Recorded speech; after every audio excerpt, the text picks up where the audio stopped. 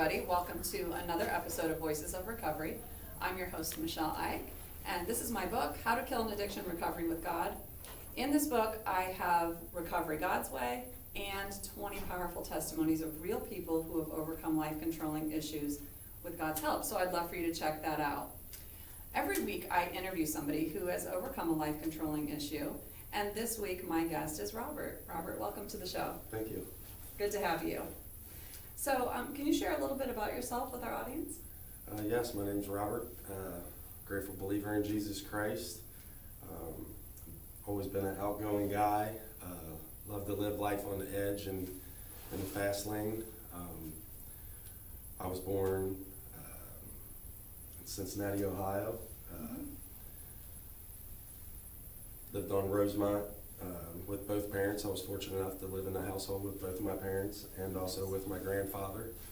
I lived on Rosemont for a few years till I was about 3, 4, and we lived in I think it was a 1-bedroom apartment, and my grandma had passed away, my dad's mother, and my grandfather was moving in with us, so my parents moved up to Delhi, which wasn't far up the road, into a 3-bedroom, where my mother still lives today. Wow. Yes, same building, different apartment. Wow. But yeah, I grew up in a household with my mother, very loving person, grew up with Christ in her life, maybe had a handful of drinks, my whole life growing up. My father was an alcoholic, used drugs at a young age.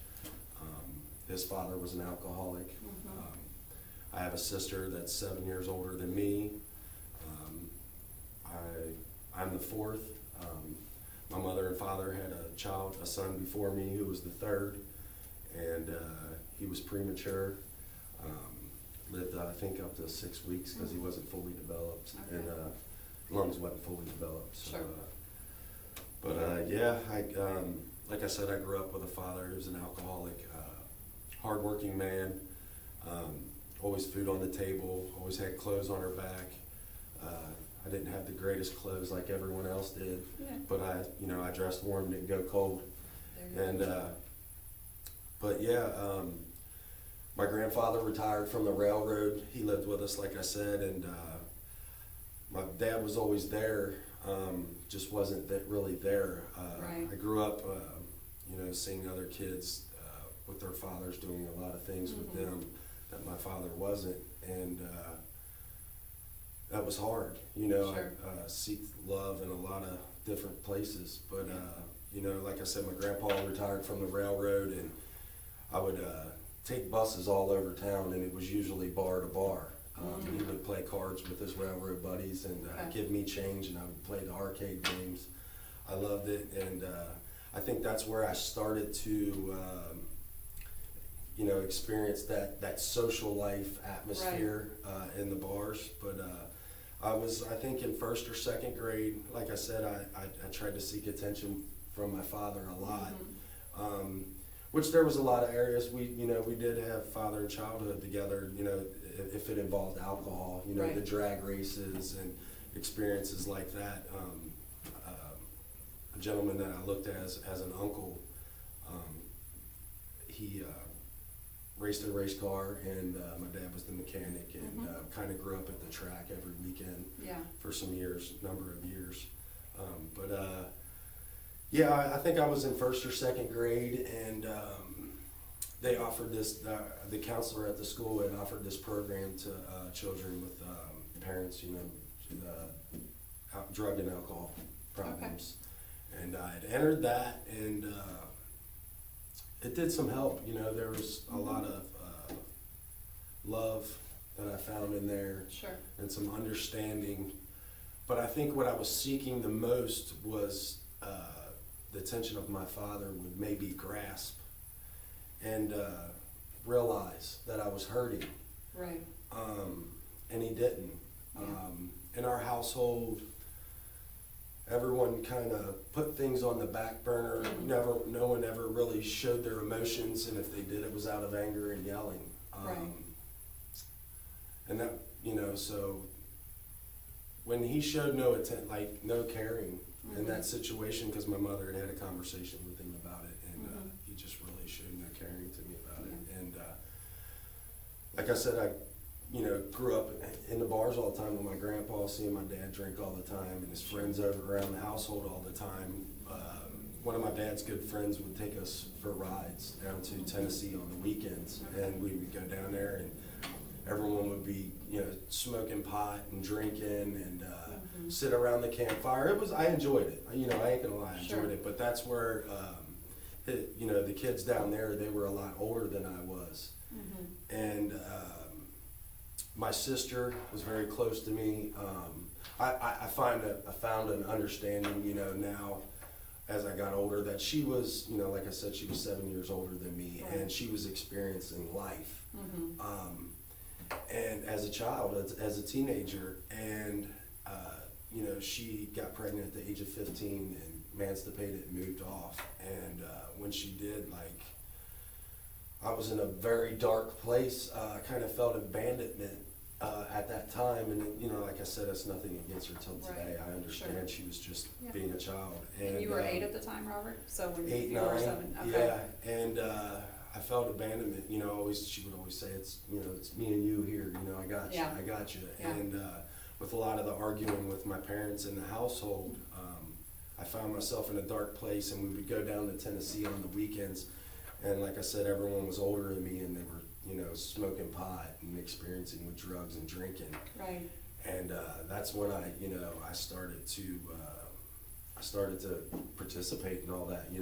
It was offered, and it numbed me, and I felt good. And I'd come back, and then I would go to the bars with my grandpa, and at that time in the 80s, you was still able to have a drink as a child, as long as my grandfather was sitting there, and I would have at least 1 or 2 beers. Wow.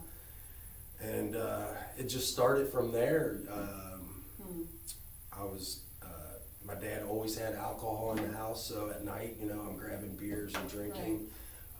Thought I was cool, sharing it with friends. Yeah. And it just grew from there. Sure. I was numbing out a lot of things, and the more and more, I decided I was gonna, try out with sports. My mother was always protective of me, and she never wanted me to play the hard, aggressive sports like I wanted to box, I wanted to play hockey, I wanted to play football, and she wouldn't let me participate in any of them things. And I think I was in 4th or 5th grade. I did basketball, and also played basketball in 6th grade. Okay. But growing up in school, and numbing myself out with those things, I was a very slow learner. I look back now and think I still think I'm kind of autistic in certain ways. And I didn't grasp onto things as quick as everyone else. And it didn't help that I was flooding my brain with certain substances. Sure. And I felt different, not only because the fatherhood thing, but as the learning thing. I grew up in Delhi in a small, an apartment complex, and in Delhi, it was kind of a low poverty neighborhood. People had money, and the other kids were dressing in all the nice Nikes and stuff like this, and I had the lowest grade of all the clothing and everything, and I just felt different. The rest of my family lived in Lower Price Hill and in Price Hill, and so I found myself seeking in them areas, where I felt comfortable, because everyone in them areas were a lot like I was. Yeah. Well, let me just ask you this, Robert. So you grew up in a situation where you were exposed to drugs and alcohol at an early age. You started experimenting and using at the age of 9. Yeah. That's really, really early. Yeah. We grow up in a family, and we think that that's normal. Right? We just think that that's how everybody does it, and then we get a little bit older and we say, well, wait a minute. Not everybody's smoking and drinking at the age of 9 and using drugs, you know what I mean? And you talked about your father and kind of how you wanted that attention from him, and I think that's very, very common. I know that I can definitely relate to that in my own life. And I had to come to terms with it, because I had to realize people can't give away what they don't have, and for whatever reason, some people are just kind of emotionally disconnected and not able to give that away. So you mentioned your grandfather, your father, and then you. And I love how God can break those generational situations, you know, Yes. over life. And we'll definitely be getting to that part in your story.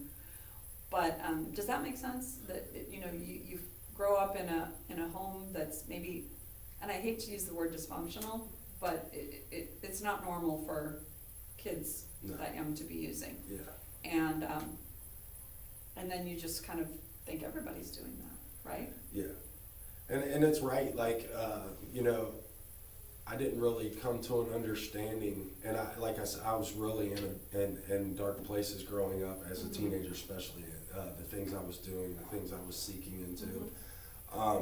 Where I came when my grandfather passed away, and I gradually started hearing these stories about what my father experienced with him growing up in the household.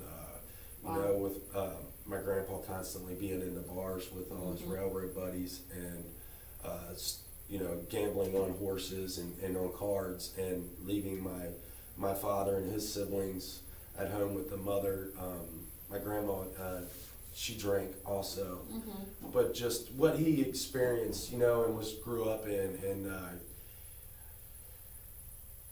got, you know, he moved out, I think, at the age of 15, and I came to an understanding of, like, that's why my father was the way he was, and he didn't know how to show feelings, he didn't know how to lead by example, but showing, you know, be a hard worker, put food on the table and clothes on the back, and I have an understanding of that, you know. And when you see that, it kind of helps you to let it go and forgive, because we don't know what we don't know. Yeah. And when God comes into our lives, he shows us what a good father is. And then he helps us to be that good father, or in my case, mother. Yeah. You know, so that's huge. Okay. But like I said, I was in a very dark place in life. I seeked love in other people's families. Because it seemed like the holidays, as I got older as a teenager, it was just always arguing at the holidays at my house. And so I would go to other friends' house, and I started seeking love in gang life. I lived in an apartment complex, was used to friends coming and going and moving across town and not being in my life a lot. And it was weird, like in the 90s, I was a thug, and a lot of guys from other areas would come over in our area, and so we wound up forming this gang, and man, I did some things that I really regret to some people, you know. We would, if we didn't know who you were and you came through our apartment complex, we would beat you up, and it was sickening the more I look at it back now, but yeah, I was lost. I worked hard, you know.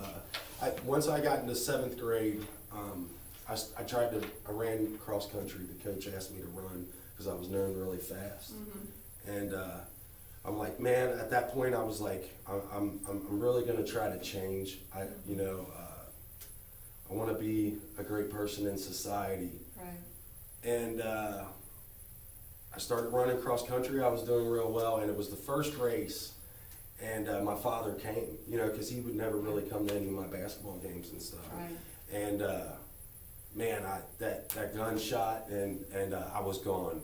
I ran for my life, and the race started out as a huge hill, and man, I attacked it. I was in first place, and then it went around, and then it come back down out of these woods. And when I was coming down that hill, it was like everything. I look back on it now, and that's how I am with everything in life. I'm either all in or not at all. Okay. And that's how I started that race out. And man, I overexerted myself, and I passed out. Wow. And I wound up finishing that race, walking over the finish line, and I felt like I failed. I didn't make my father happy. Yeah. And that hurt. Like I said, I was young. I didn't know how to express any kind of emotions or anything like that. And man, I gave up. I wound up getting expelled my 7th grade year. Going into my 8th grade year, I'm like, man, maybe my way is just to join this program, OWA, work occupation program, where I went to school half a day and I would work half a day. Okay. I was a janitor at the Delshire Elementary, and I really wasn't learning. It was easy to get through.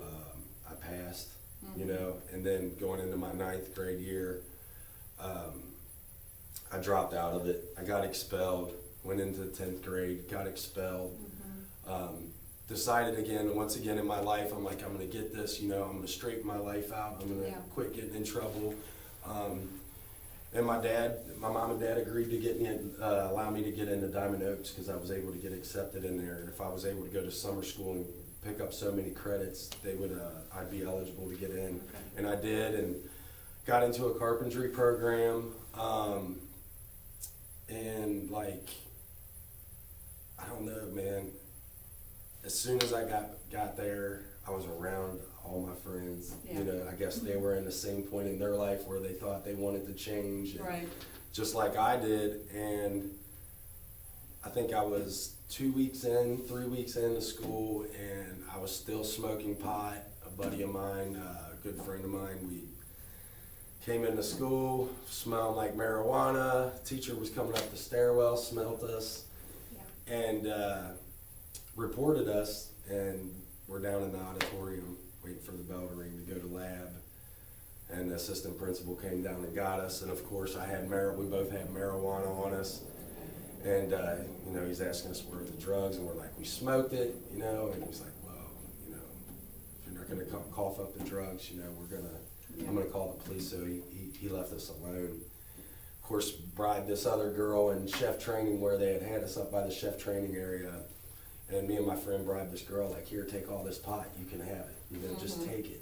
And she took it, and I wound up getting, I think it was like 20 days suspended. Went back, and I don't know, I was lost. I really was. I wound up getting expelled, recommended expulsion maybe, I think, through the 2nd quarter of the year. And then 8th grade was pretty much my education. I didn't learn nothing when I was in my 11th grade year. Well, let's get back to one thing that you talked about earlier, Robert, and that's the race that you ran with your dad watching. And I know when I was participating in sports and different things, you know, my dad wasn't there. I was kind of watching in the crowd for him, you know, and he wasn't there. And then when I had my children, they were watching for me in the crowd. They just want to make that eye contact, like, are you there supporting me? And that's so important. But when you were talking about the race, I was thinking that the Christian walk is not a sprint, it's a marathon, right? And I think that race that you ran as a young boy is a metaphor for, like, in our Christian walk, we're like sprinting, you know, I'm gonna do it all. I'm gonna serve, I'm gonna do this and that, I'm gonna read the whole Bible in a month. And then we kind of burn out, and we don't understand that it is not a sprint, it's a marathon. And not only that, but we have God's power in us to do it. So you were talking about just different things in your life, like, I really tried. Like, I was like, okay, I'm really gonna try, I'm gonna stay out of trouble, and then you get in trouble. And then, you know, again, I'm really gonna try this time, and it was like these cycles of trying really hard, falling, getting up again, trying really hard, falling, getting up again, right? But at that time, you didn't know God. No. And you didn't know the love of a father whose eyes are always on you, the power that God gives us to live this life, to run the marathon. Yeah. And I've heard a lot of people talk about the same things you did with the gangs. Like, the gang is the family. The gang is the place where you have acceptance, where you're rewarded for doing things, you know. And when you're abandoned or rejected, or you don't have that connection with a family, a gang provides that answer to you. And then within that group, you can get into trouble, right? Yeah. So. And I would also, it wasn't even just gangs, like, because my dad was very judgmental growing up, no matter what it was. So I grew into being a very open-minded guy. I hung out with the headbangers, I hung out with the thugs, I hung out with the skateboarders, and I was like this, I just would seek anything, anywhere that I could grasp onto, and I was like a chameleon. I could fit Yes. in anywhere, Mm-hmm. which grew into being a very bad manipulator, you know, Okay. into my life. Yeah. So you were using, starting at the age of 9, kind of progressing through middle school and high school. Did you eventually go into addiction? Yes, like I said, in my teenage, by the time I was 18, I experienced cocaine, I experienced the acid, the mushrooms, Mhm. ecstasy, alcohol, marijuana. There wasn't anything I hadn't used besides heroin. I tried meth at the age of 15. Wow. Yeah, so you want me to get into when I was 18? Sure. When I dropped out of high school. I got a job working for a music distribution company, Mhm. which was a good thing, but was a bad thing for me. Everyone there played in a band, and like I said, I hung out with older people, Mhm. usually majority of my life, and at the age of 18, I found my way, like I was at a bar every night, watching a band of someone I knew, Yeah. and found them ways of drinking. I didn't even have a fake ID, and I was Mhm. still able to, because I knew somebody that knew somebody that knew somebody Mhm. everywhere I went. Right. And that benefit for me, it really Mhm. did. So I was drinking in the bars every night. I wound up, I think I was 19 years old, and I had found out that this girl I had slept with, we had no relationship. I tried to call her a few times, and nothing ever happened out of anything, and found out she was pregnant and had a child, and so I went and did the right thing. I thought that I can do this. I'm ready to I can be a family man. I can be a father. I Yeah. want to be the father that I always wanted, Mhm. and I didn't know how. I really didn't, and it didn't work out. It lasted maybe 4 months, and I was very, very verbally abusive, a very angry guy. Mhm. I wore a mask as happy all the time, Yeah. but in the background, in closed doors, I was very verbally abusive. Mhm. Never really physically, Yeah. but had a lot of aggression Mhm. built up, and Well, that if ruined I that could just- relationship. Yeah, sorry to interrupt you, Robert, but I was just thinking about what you said. I wanted to do this, but I didn't know how. You had a heart to do these things, Yeah. to do the right thing, to be successful, to stay out of trouble. Yet, if you don't have an example to teach you, and again, you don't have God in your life to teach you, because God will teach you how to be a father, how to be a good person, It's not just about being a good person, but not only will he teach you through his word, through his presence, but also he'll surround you with people. I mean, I know that just this morning you were being discipled with other men, so we're not at that point in your testimony yet. But I just commend you for your heart. Your heart was in the right place, and you really wanted to do well. You wanted to be a dad. You wanted to be a partner to this girl. But how do I do that? It takes God and godly people to show you how. And ideally, we learn that in our home. Yeah. And my mother. But you can't give away what you don't have, so we're not judging anybody. And my mother was a very loving person. She had actually grew up with Christ in her life. I went to Sunday school when I was like 5, Yeah. a few times, me and my sister, Del High Baptist, but I don't even think, I don't really even remember learning about Jesus at that moment. I remember the older lady, Dorothy, coming picking us up Yeah. and driving us around to see Christmas lights and stuff. But seeds were my planted. mother didn't Seeds know were how to planted in show her me life. how to be Yeah. a father. Right. She would always try to be, she was a great mother. She was old-fashioned, stay-at-home mom, didn't work. Yeah. She babysat other kids Yeah. and stuff like that, but she didn't know how to show me how to be a man. Right. So I failed. I extremely failed at that. And I had to be, I had to have parental visitation, someone there. And I was in full addiction. I was lost. And I continued that on. I was in and out of my daughter's life until she was 6. That's when I think, I was 25. I wound up met a girl, and I was very manipulating. Like, I really wasn't ever in any serious relationships. And if I wanted to be, it was because I knew she was broken, that she just needed a man to love her. Wow. You know what I mean? And it was either my way or the highway. I would show her love, but it was, I would get drunk, high, verbally abusive, make her feel very low. I was always in the bars, and I wound up establishing a crack addiction.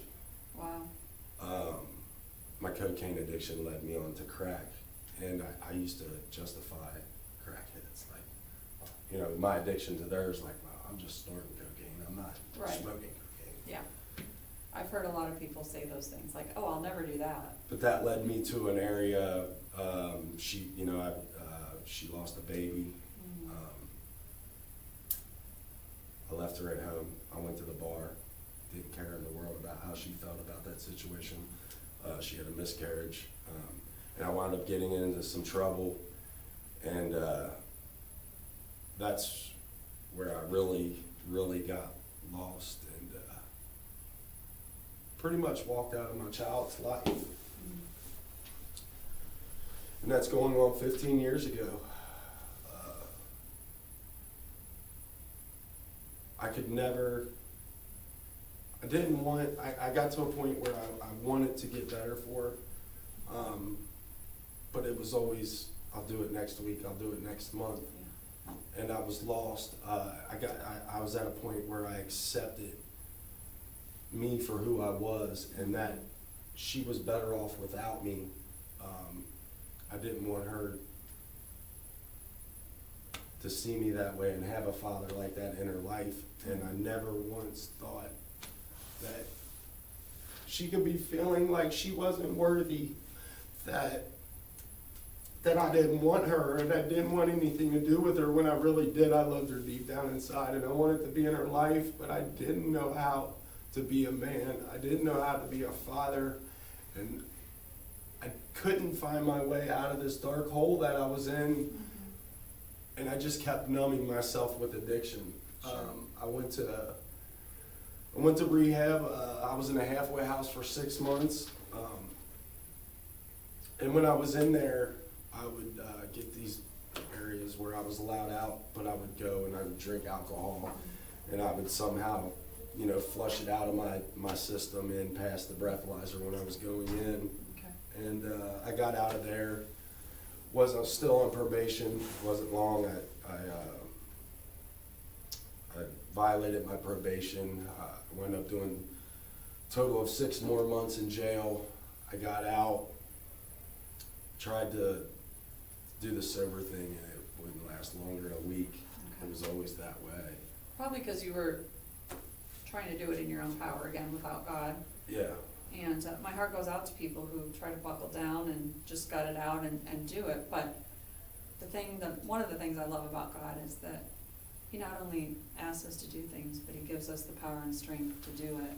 But I really appreciate your transparency today, Robert, because I can see you getting emotional talking about your daughter, and I want to thank you for just being real, because we need people to be real so they can understand the struggle of how hard it is, that again, you have that heart that wants to do something, that wants to be better for her, but you just don't know how.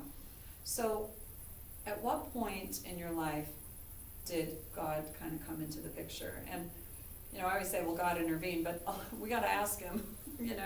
He's there. He's just waiting for us to invite Him into our situations so we can turn things around. But How bad did it get, and then when did you turn to God? So a couple years after that, like I was in another serious relationship, still the same man that I was. She had a miscarriage, and I was just reckless in the bars, always fighting. And I wound up, my mother, her real father, which didn't come in her life till I think she was 16 or 17, had children. My mom had, half siblings out there in They lived out west in California. So I decided, I'm gonna run from my problems like I always did. I'm gonna run from my problems here. I'm gonna move out there. I'm gonna experience life with my mom's other half family, and everything's gonna change. I'm gonna change everything. Right. You know what I mean? I'm gonna be in a whole new surrounding. Yeah.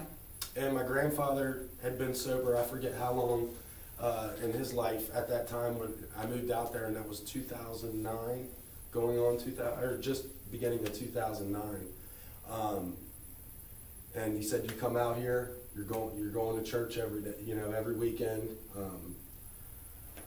So I moved out there. He lived it was a small town. It wasn't what I thought California was. Right. It was kind of a little small country Yeah. hick town.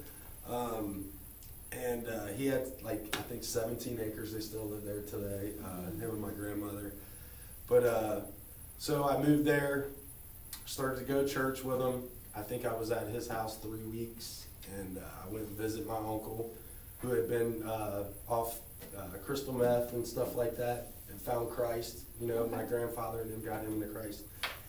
And I don't know, man. I always looked at people in church as judgmental, and I tried it. Some of them are. And I think I just wasn't willing. I wasn't ready, and I used that as an excuse. Somehow I don't even remember how I convinced my grandpa. Told him I was moving in with my uncle. I moved in with my uncle, and I don't know. Me and my uncle kind of established this friendship, and I got lost within a couple weeks of living with him. Okay. I started skipping out on church. I'd get up, bail out on the house before he left to go to church, and I remember my aunt saying to me, "Gosh, you've lived here not even 2 months, and you know everybody in the town," because I was a social guy. Right. Yeah. I loved everybody, and I was just, I don't know. So I was back on the same path. I was dabbling with crack with a few people I'd met in town. I was passing out in the bars. I was passing out outside the bars. So I wound up getting in trouble, got arrested, just like I always did since I turned 18. Yeah. Plenty of drunken disorderlies. 2012, going on 2012, towards the end of 2011, I moved back. Okay. Traveled back with my grandparents. Didn't do the whole Christ thing when I was out there. Moved back, knocked up my youngest daughter, who's 8 now, got her mom pregnant, and I slowed down majorly. I really did. I quit doing cocaine. I was still smoking marijuana. I slowed down my drinking extremely. Was trying to be a normal father, Right. Or be a father. Yeah. Still a child mentality. I wasn't a man.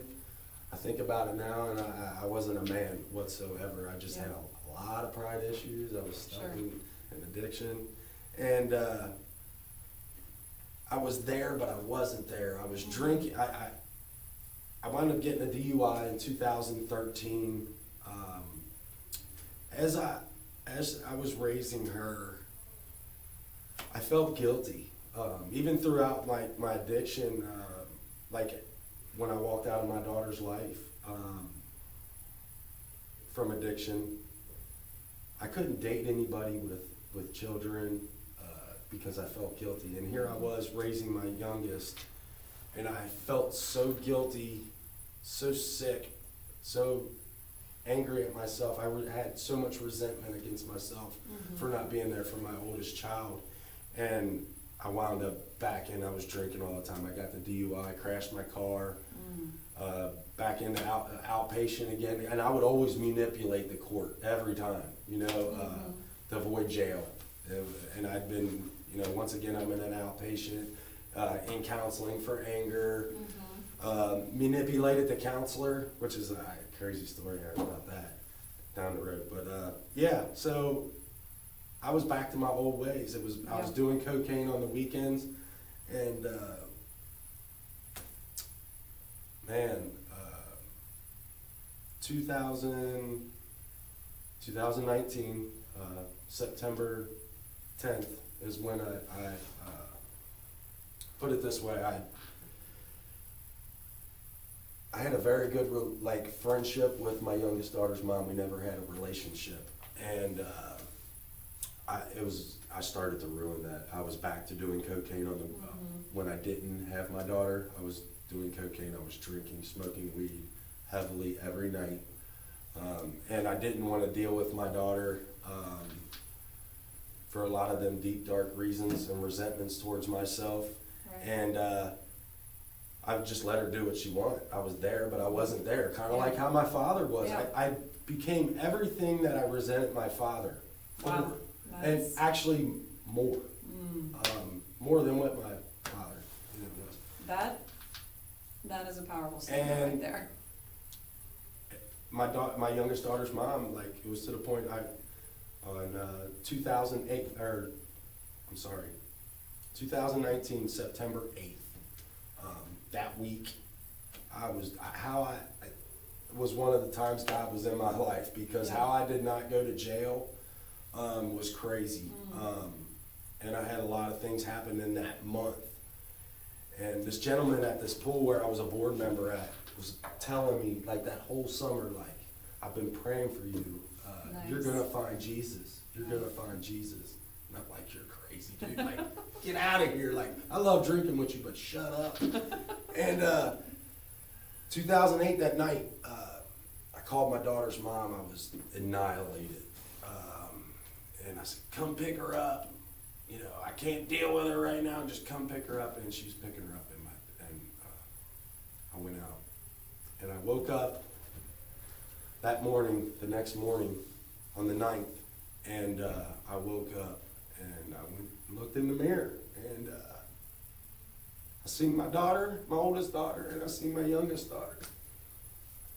And it was like my oldest was talking to me, and I couldn't look myself in the mirror anymore. I couldn't.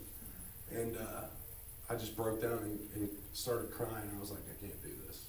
I'm going to lose another child because of my addiction, because of my sickness, my thinking, my ways, and I had to surrender. I started calling around. I was still, I'd only had, I think, 2 hours of sleep. I was still high on cocaine. I was still high on crack. I was drunk.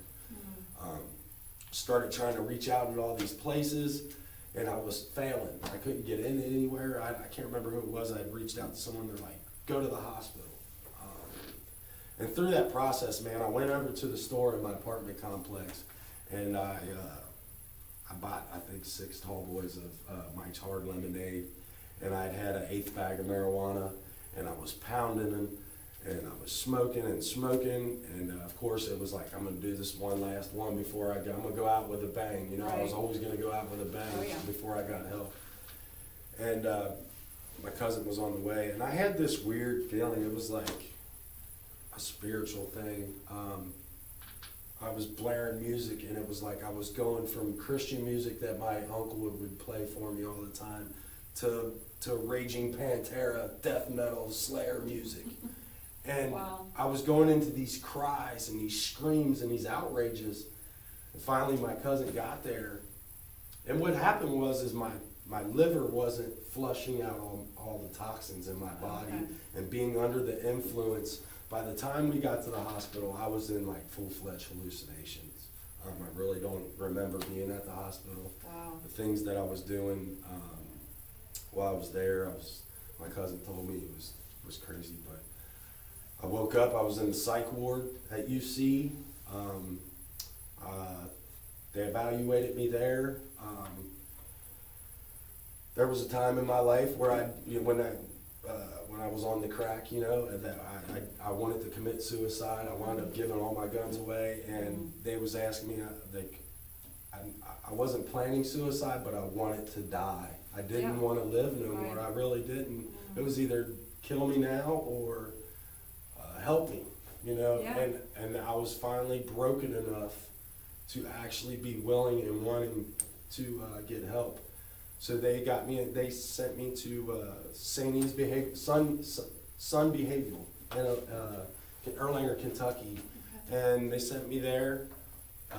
Which helped me for 72 hours. Well, it was supposed to hold me 72 hours, and they would find me a treatment center in Ohio because I had Ohio insurance. I couldn't actually do treatment through them, which was kind of a blessing because I think it was outpatient.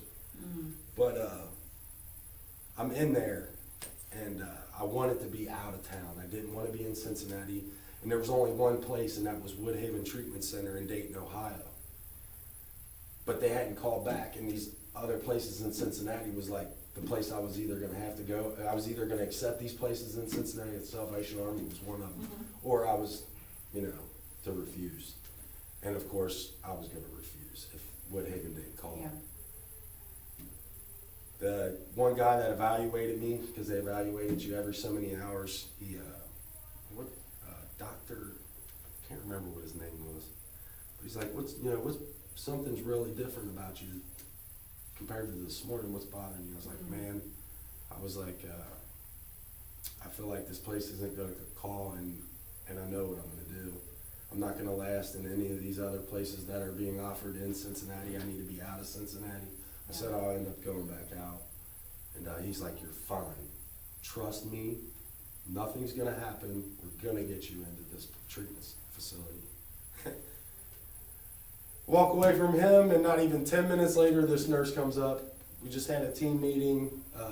Woodhaven don't call you by morning. We're releasing you. That's your 72-hour limit. You either go to Salvation Army or, you know, you're being released. And man, I was in my room crying, and I'm like, this guy is like, look, man, just tell him you're gonna hurt yourself or something. And they'll buy you 72 more hours. So I go up there, aggravated, mad, angry, crying, happy, angry, tears at the same time. And I tell this lady, like, if you let me out, there's no telling what I'm going to do to myself. And yeah, that was a bad thing, but it was a good thing. Like, they red flagged me. They put me on restriction. I couldn't go outside and smoke. I couldn't go down to the lunch room with everyone. I couldn't leave the floor facility that I was in. And they were going to have a hearing in a week, and they was going to send me to this place, Eastern, I think it was called, and it was a psych ward. It was a nut ward, and man, I was just like, I didn't get on my knees yet. And I went in the group next morning, like we always had. Every morning we had this group, and there was this guy, Wade, that I established that ran the group. It was a counselor that I established a big relationship while I was in there them few days, because he recognized my last name, and he grew up in Price Hill with my father and knew my father. So I'm like telling everybody in group, I'm crying, I'm just like, look, like now I'm not going to get the help I need. I know I'm crazy, I'm not all mentally there in my head, but I don't need to be in a psych ward. You know what I mean? I need to be in a treatment facility where I can get help for my drug addiction and alcohol addiction. So we got out of group, and the gentleman Wade, pulled me aside, and he said, look, just go to your room, shut up.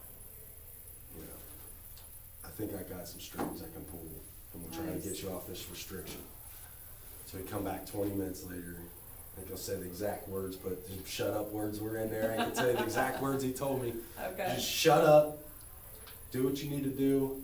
I'm going to have you in Woodhaven by Monday morning. And I wound up actually being in there a week versus, you know, the 72 hours that they normally hold you. I think, look back now, that was one way God started working in my life. Prior to other events that I notice now when I think about it. Man, they got me into Woodhaven. I'm heading to Woodhaven the next morning. It was Monday morning that Woodhaven picked me up. I'm headed to Woodhaven, and we're crossing the bridge, and I'm telling this gentleman, this driver, I'm like, yeah, I'm ready to do this 30-day program. And, I really want it this time, and I want to change my life. And I don't want to lose my youngest child. I want to establish a relationship with my oldest child. And he's like, 30-day program? And I'm like, yeah, 30-day program. He's like, who fooled you? And I'm like, what do you mean? He said, this ain't no 30-day program, sir. I was like, what is it? He said, it's a 90-day program. And man, I ain't gonna lie, that old sick me was just like, I'm out. I was ready to jump out the car right there on the bridge coming from Kentucky. Yeah. But I didn't. I just kept picturing my daughter crying the night before, saying, Daddy, please don't do this. Daddy, please don't do this. And just picturing what my daughter, my oldest child, had probably been going through her whole life. And I stayed in that car. And I got there and I stayed humble. I did 90 days there. And it was crazy. I was in detox. And I got on my knees. It was like 2 in the morning, and I got on my knees, and I was just like, God, please, I'm surrendering. It's no longer, I've tried my will, my ways, and it's the same old outcomes. Please just show me, because I had to be proven. I had to see something to believe in it, you know? And I was like, please just show me a sign that you're in my life, you know? I woke up like 2.5 hours later, got in the med line for meds that morning for my comfort meds and everything. And this gentleman, Anthony Cooper,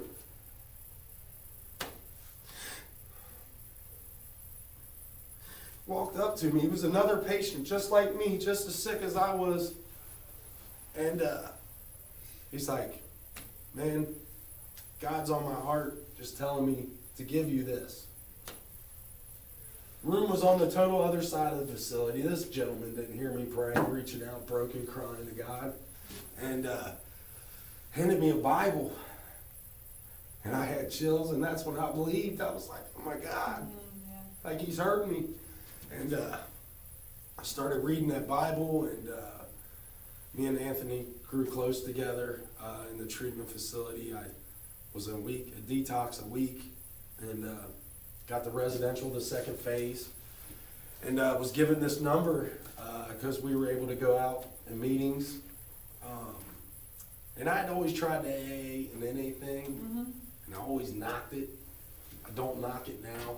I look at it now, I just wasn't willing and broken enough. Sure. But AA and NA can be really great for some people.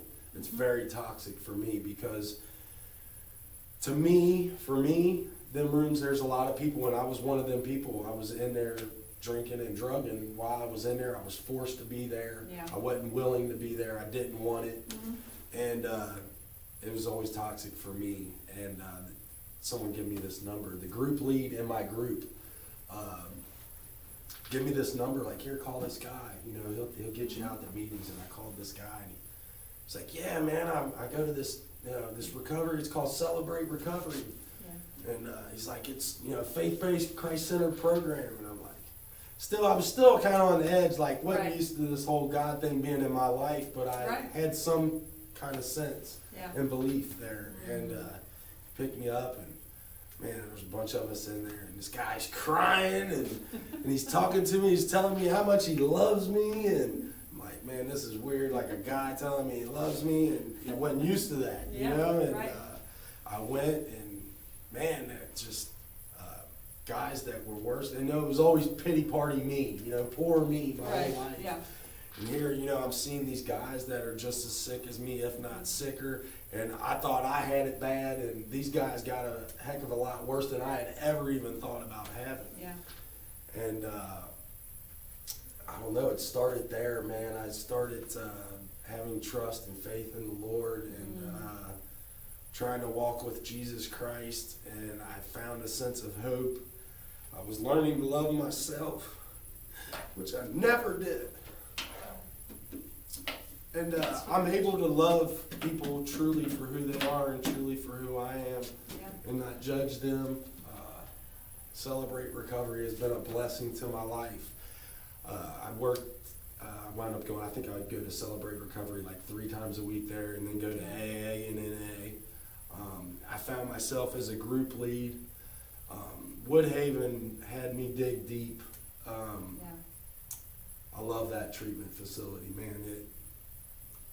I don't know if I should say this, but I grabbed, I'm just gonna say I grabbed life and Right. ran. I felt worthy. I started believing in myself the more and more I had hope and love and trust and faith in Jesus Christ. And it was kind of weird because I wound up getting baptized at CR, got out of treatment. I left. I came back to Cincinnati. I didn't go to sober living. I felt I needed to get back and help my daughter. I had to be a father. Sure. Get back to my child. Came back to Cincinnati. I somewhat kind of regret. I wish I would have went into sober living for a few months at least to kind of deal with a little more of my anger issues before I went back into being a full father. Yeah.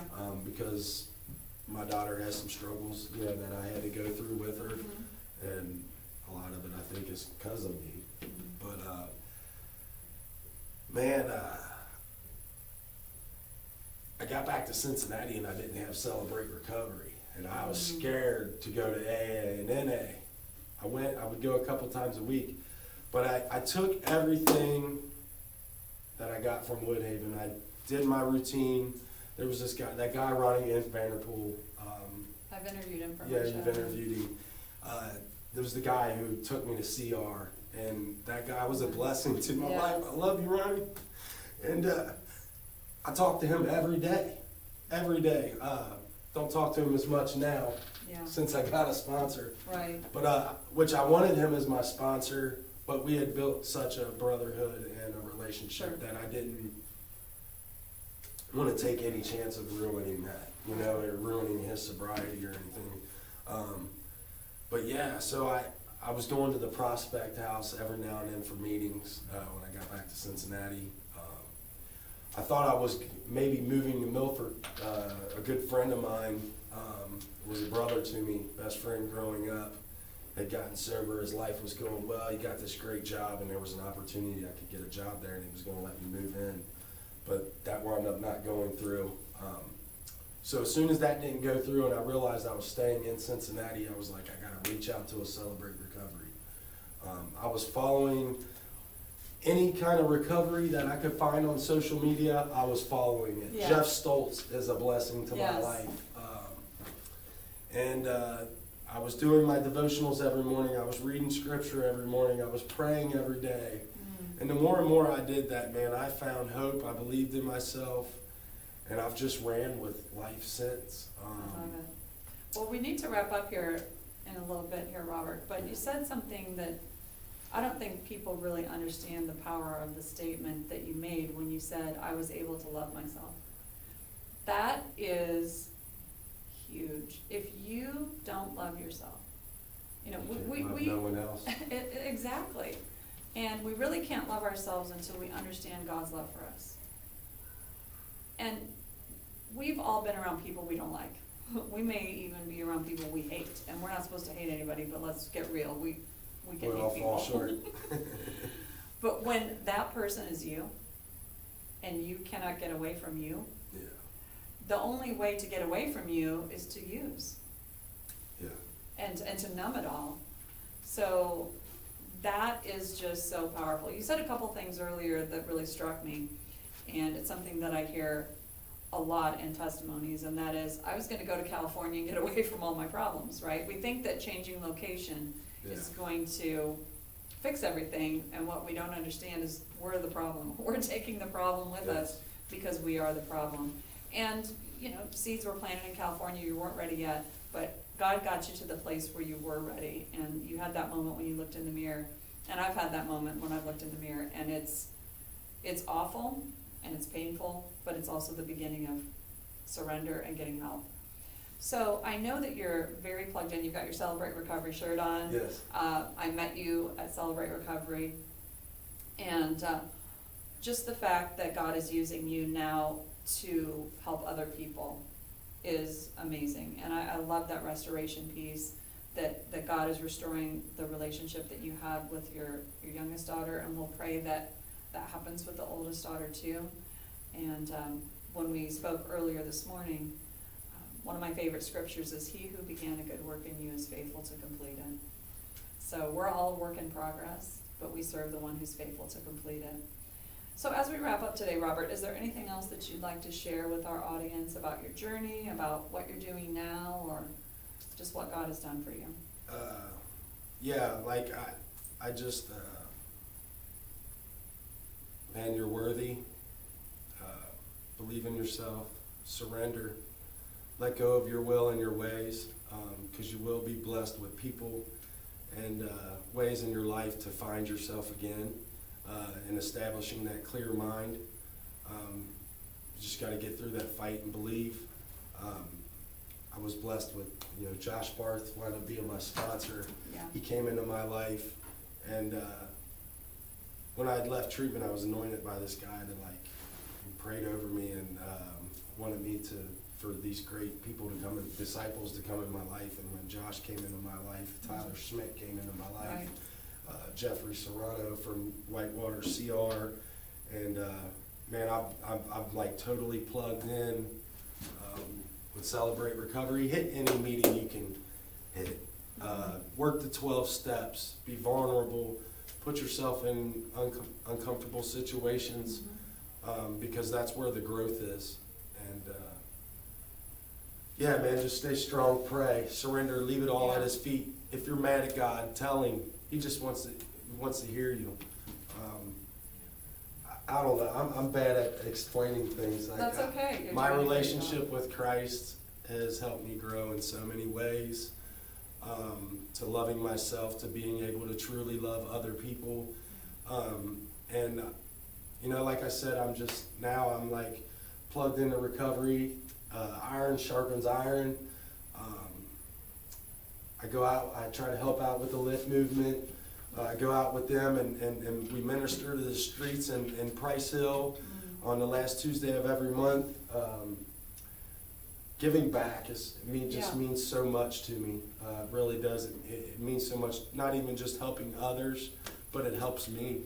It sounds selfish, but iron sharpens iron. I don't know. Just believe in yourself. Stay strong. Have trust and faith, and keep pushing forward. Amen. Well said. Well, thank you so much for being our guest today. Thank you for your courage to share your story and your desire to help others. You're doing that by being our guest today and sharing your story, because nothing is impossible for God. Amen. Amen. God bless you, Robert. God bless and your you. family. Thank you for this opportunity. Absolutely. Well, I want to thank our audience for watching this episode of Voices of Recovery. We're creating a safe place where people can go to find hope and encouragement. If you're new to our page, I'd love it if you would give us a like or a follow. And if you feel led, share this message out, because I'm sure there's somebody who needs to hear what Robert had to say today. So thank you again for watching. We'll see you next week on Voices of Recovery. Bye-bye.